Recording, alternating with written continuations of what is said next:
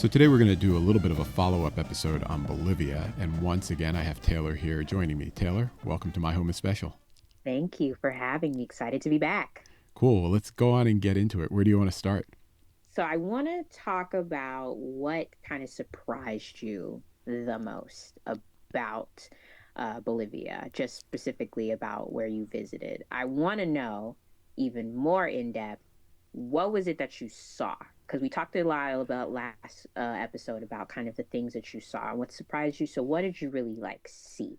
The first thing I would say about Bolivia was trying to experience some of the things that Ian talked about in the episode, time with family, church on Sunday, speaking his own Spanish, was really hard. And we didn't visit his home city of Santa Cruz. It was actually pretty far away, and it was difficult to get to for us on this trip for a bunch of different reasons.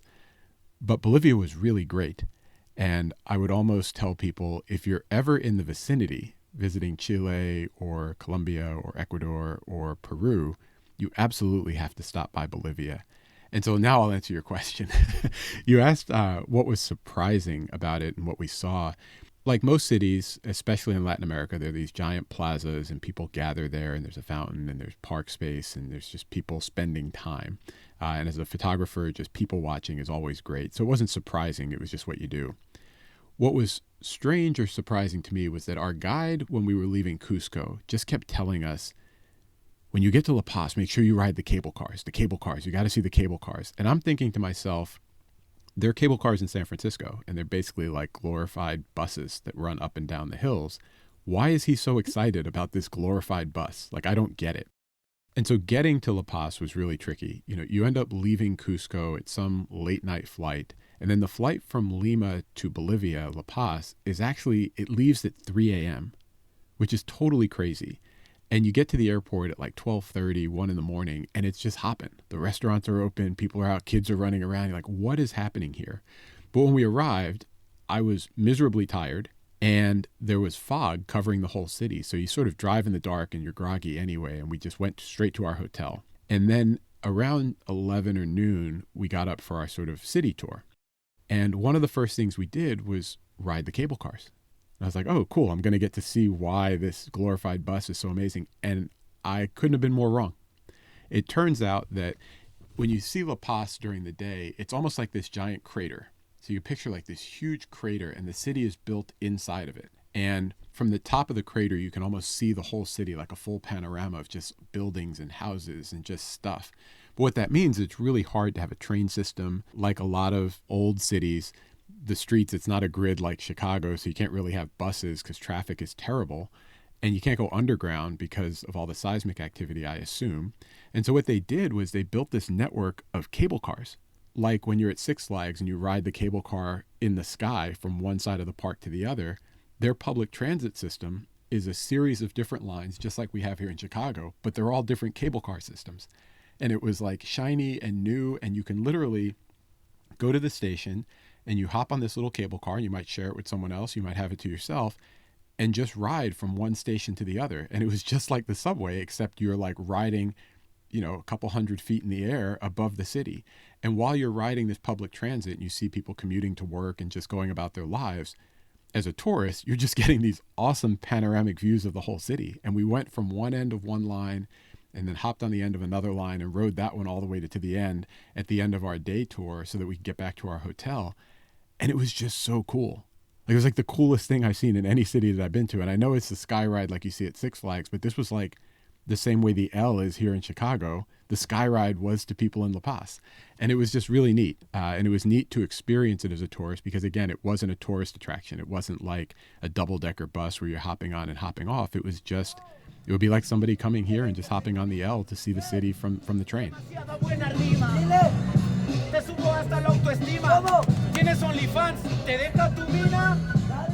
I think personally, my favorite part about all of this is how there's always some way that you can build a connection back Yeah. to kind of our city, right?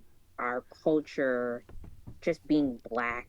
Like, I think there's so many amazing ways that we can kind of reconnect. I think for me, I want to dig into kind of next, if you're ready, is what were some connections that you immediately had to La Paz? So La Paz was a big city, it seemed like, from where we were staying. And we were in the city. You know, it wasn't like the part of Peru or Lima that we stayed in where it was kind of a touristy part of the city. We were staying in the city and our hotel was in the city and there were like city stuff happening all around. But, you know, normally when I travel, I find hip hop performers somewhere when I travel, usually on the street. And when I get there, I take pictures of them. I give them my Instagram and we connect and we chat if we can, translate the languages. And I usually find out that we have friends in common. You know, I was in Senegal last year and we're on the streets in St. Louis and these guys are practicing and they're poppers and lockers.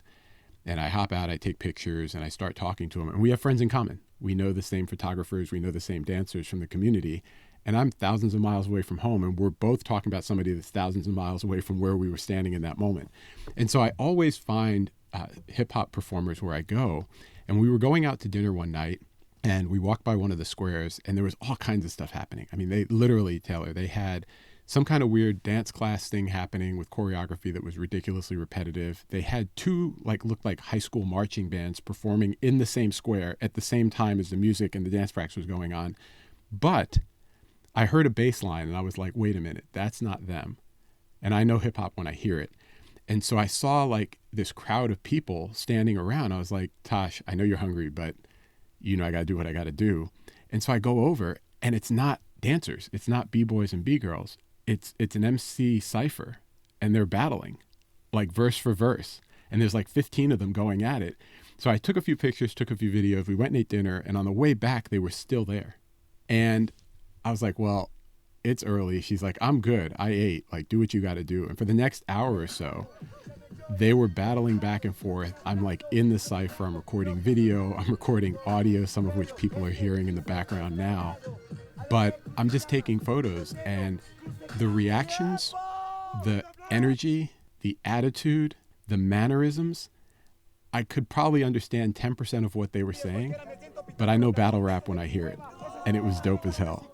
And I could have stayed there forever. And at the end, I, of course, got all their names, got all their Instagrams, and took pictures with the whole group so that we have a picture on our website of me with all the MCs down in La Paz, Bolivia. Wow. Simplemente tu frita para mí se desconoce, te voy a ganar mi hermano, tengo ojos de botones, tu frita no tiene flores, te voy a ganar mi hermano, porque mira, sabe que rapeo y todo con el sostén. Estos raperos en la palabra para mí se desconocen. Quieres hablar de matemáticas, son torres gemelas, últimas llamadas 911. Tanta rapidez para decir 911, entonces si está muriendo ambulancia, ¿por qué no llama entonces? Porque estás haciendo solamente sacar plus de esa. So I think most people that are listeners have also probably looked at the photos that you have. And, you know, like me, I've been able to really kind of create this visual story and this timeline of your travel so far, but it's nice to hear you talk about it. So I think I want to dig into some of your pictures as well a little bit, but just like what exceeded kind of your expectations and what it in the pictures there looked like there was a couple of them where you were like so shocked that you were there and you even kind of talked about it. So I think I want to kind of dig into like what were some of the things that we saw that you were also like, wow, like I have to show people this. Well, on my Instagram stories, I put some videos of those MCs. There was one dude there who unfortunately didn't have Instagram, and Tasha kept referring to him as the Spanish Busta Rhymes because his flows were just so sick and so fast. We were like, yo, he sounds just like Busta, but he's like this little dude speaking Spanish, and it was dope. With the pictures, I think the thing that exceeded my expectations and really surprised me was the Uyuni salt flats. I had seen pictures from a friend that went last year, which is how it even ended up on my radar. I'd never really heard of them before. I had maybe seen them years ago, but didn't really think much of it.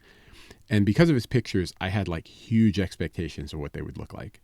And it far exceeded even those huge expectations. And for those who haven't seen them, you know, it's about 4,000 square miles of salt flats at about 12,000 feet of altitude. So it's like tough to breathe. You're certainly not jogging while you're up there.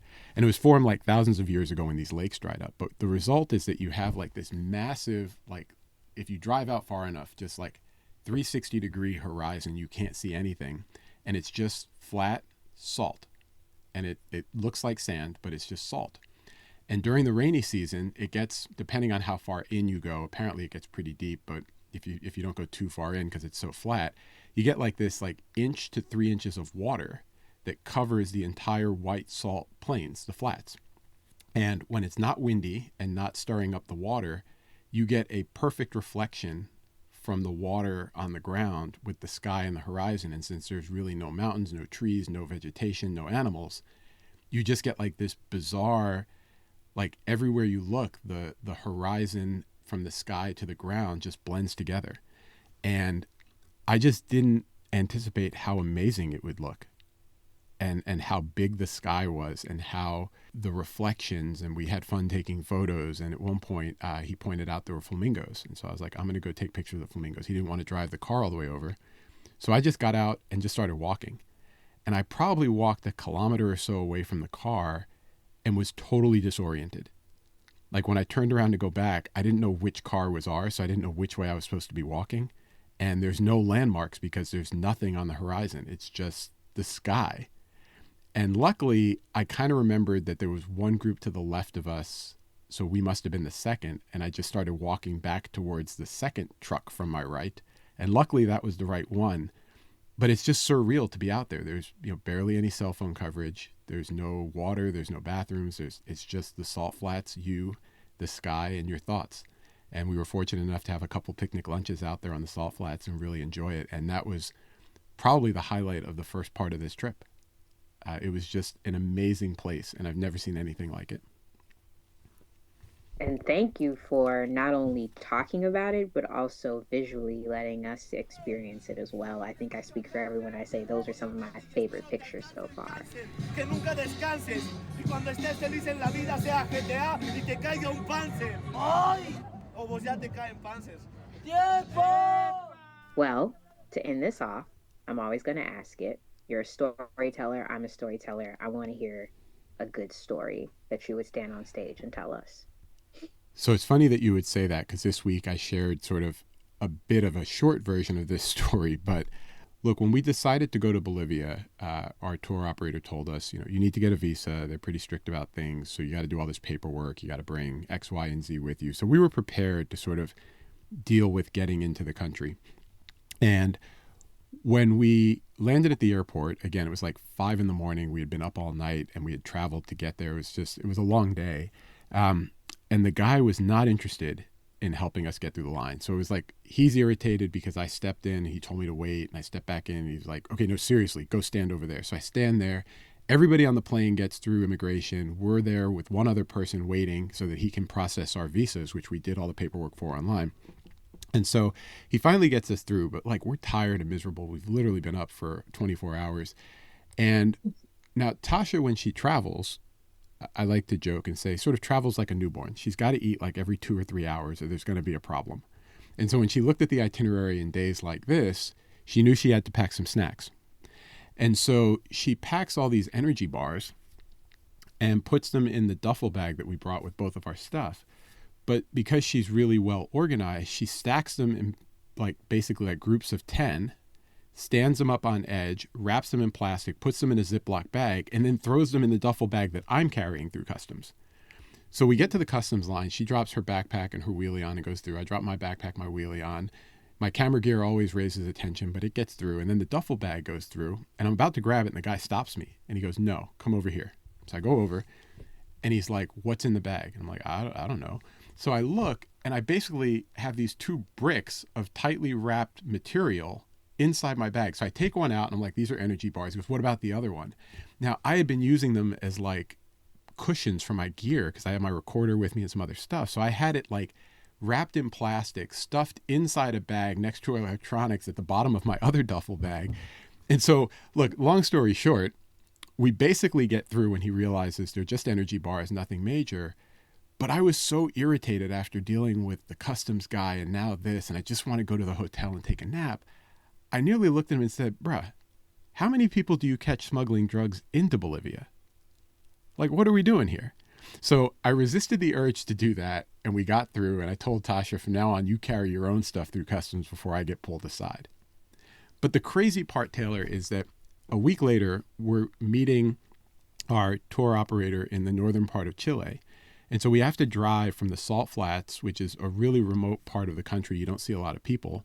We have to drive basically the whole day, and we're stopping at the geysers and the springs and all these other sites to see the animals and whatnot. But we get to the customs point leaving Bolivia, and we scan the QR code, fill out the paperwork. The dude doesn't look twice and just stamps our passport and is like, take care. But our ride from Chile hasn't arrived yet. So we sort of are in this dead zone between the exit immigration point for Bolivia and the entrance immigration point for Chile, which is about, 2 kilometers or a mile away, plus or minus. So we just parked the truck in the middle of this desert in the middle of nowhere, and we're just sitting there. And then on the horizon, we see this cloud of dust because the car is coming to pick us up. And in the middle of the desert with nobody around, these two SUVs are next to each other. You got these two black tourists, presumably. They open the back of the trunk, and we're literally just swapping duffel bags from one SUV to the other at the border between Bolivia and Chile, and nobody cared. Nobody cared. And I'm like, well, wait a minute. Why were you all so concerned when I was coming in, and when I'm leaving, y'all just let me leave with whatever you want? Now, in fairness, we did have to go through immigration in Chile, and they did check some things. But just like nearly getting stopped, nearly letting my smart mouth get me arrested on the way in, and then nobody caring on the way out was just really funny to us. And we still laugh about that because every time we crossed borders for the rest of the trip, I made it a point to make sure that Tasha knew where her energy bars were. And I told her, can you just eat these so I stop getting harassed on the way in and out? Anyway, that was just something we're going to share for many years to come, I'm sure. Thank you once again for a really great story. I love these. I think these are my favorite part of each recap episode. And I'm just ready for next week. I'm so excited for the next one. Thanks, Taylor. It's good to talk with you, and we'll be talking Chile next, I believe. Thanks for listening to this episode of My Home is Special. Be sure to subscribe to the podcast so you get future episodes automatically. Go to myhomeisspecial.com for the occasional email update too.